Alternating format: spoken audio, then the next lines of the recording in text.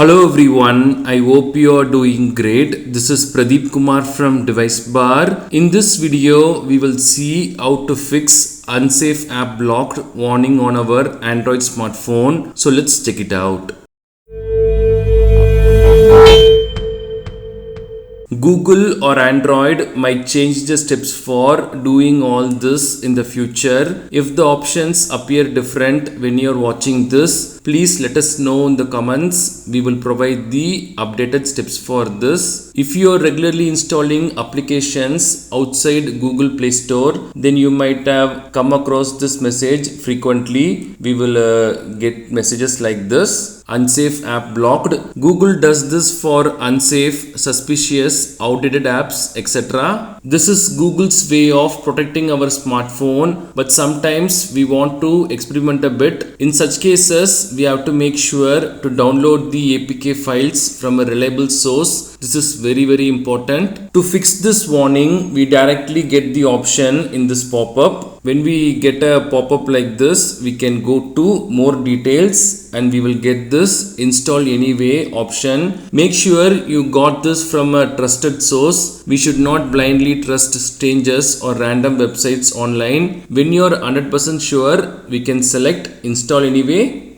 So we have to verify our account and it will start to install the app and it will be installed. That's all. If you are planning to install multiple APK files and if you want to pause this warning for a while, then we can open our Google Play Store app.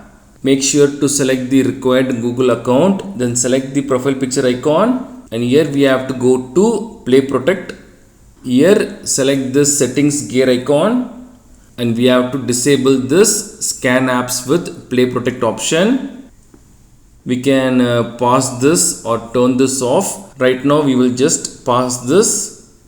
Again do the verification and it will be disabled. So now if we open any app we want to install, for example this application,